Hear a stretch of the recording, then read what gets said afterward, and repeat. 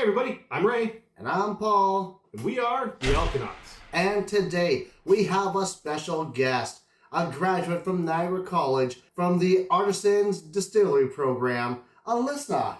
Hi, thank you guys for having me. Welcome. So wait a second. We're a beer channel and we've got a distiller? Yeah, so I started my journey off with the spirits world and slowly transitioned into beer where I became an assistant brewer. Alrighty, so what are we drinking today, guys? Well, let me tell you. We've got Blood 5.0 Ale from Blood Brothers Brewing in Toronto, Ontario, Canada. This one promises to be wet. It says so right there. Let's crack these babies and let's find out what is in these cans.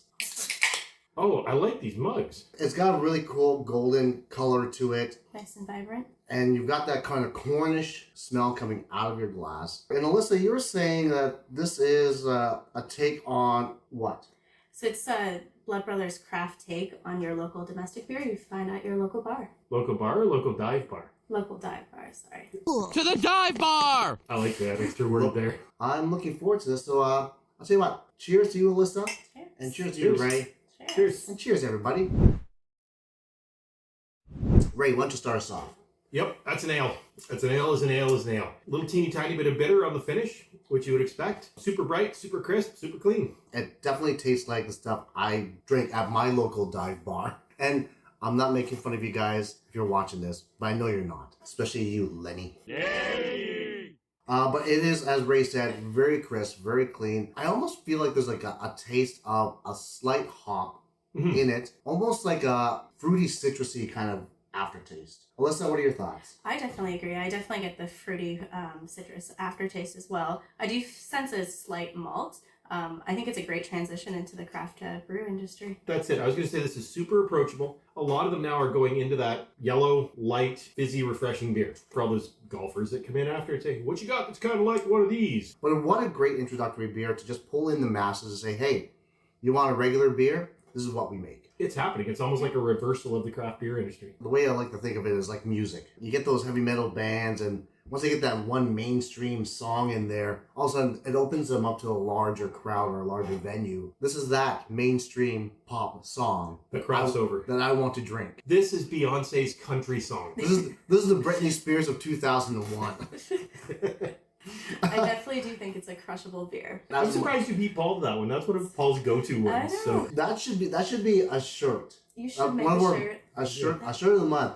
Speaking of shirts, if you haven't gone to our website and checked it out, we have some new merch, an alternate shirt that you guys can purchase. We'll be doing shirts of the month starting in March, which is now. So hop on down to thealconauts.com and check out our merch and our articles and a little bit of beer education. I think it is time for the chug. No shenanigans here. As always, we're going to count down from 3 all the way to 1, and we're going to chug this baby back. Ray, start counting. alrighty, 3, 2, 1, go. Good go. Well done. All right. Very good. You know, You almost beat Paul, even though he cheated. it always brings a smile on my face when I beat somebody in the chug. But you had to cheat because you wouldn't have stood a chance. I'm just going to delete that part out because I'm editing. Yeah. All right, let's give our final opinions. And Alyssa, why don't you start us off? Final opinion. So I definitely would bring this to any house party. I think it's a great thing to pass along to newcomers to the industry, get the word out. Besides that, I definitely as an ale. I like the flavor, the aroma, easy to drink, great to share. Would you buy a 6-pack, a 12-pack, a case, or a keg? Well, everybody would dream of buying a keg. Definitely 24, 12. She's getting 36. Just living up to that keg dream. Ray, what are your thoughts? Yeah, absolutely. If I had a kegerator, this would be a keg for me. But yeah, it's definitely a case on this one. Good job, Blood Brothers Brewing. Hands down, fantastic beer. It's definitely, something I would drink on a regular basis. Like, I would take a dump truck of this stuff. Just back it up right into my mouth, and I would just guzzle. On the next episode of the Alconauts, we'll introduce our new host because Paul is now dead. And with that being said, I am Paul. I'm Ray. And this is Alyssa. And we are the Alconauts. Cheers, all.